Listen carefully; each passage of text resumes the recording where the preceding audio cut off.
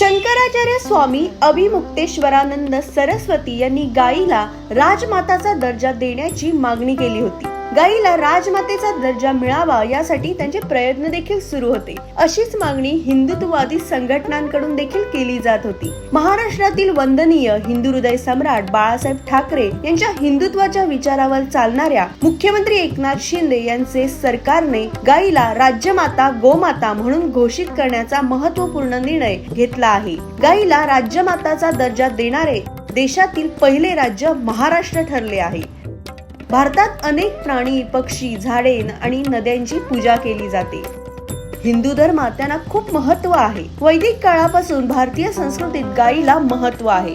हिंदू धर्मात गायीला मातेचा दर्जा प्राप्त झालाय. हिंदू धर्मात गायीची पूजा विधीपूर्वक केली जाते. गायींमध्ये 33 कोटी देवी देवता वास करतात अशी देखील श्रद्धा आहे. हिंदू धर्मात गायीची पूजा विधीपूर्वक केली जात असून त्याचे गोमूत्र आणि शेण हिंदू धर्मात पवित्र मानले जाते.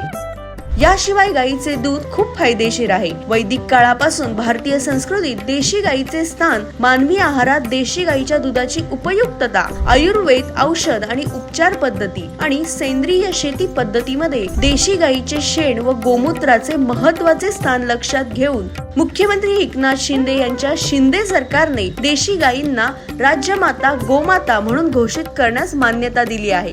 गायीला राज्यमाताचा दर्जा देण्याची मागणी गेले काही वर्षे केली जात होती. ही मागणी मान्य करून महाराष्ट्राचे लाडके मुख्यमंत्री एकनाथ शिंदे यांच्या सरकारने आपण हिंदुत्ववादी विचारांवर चालतो हे पुन्हा एकदा सिद्ध केले आहे.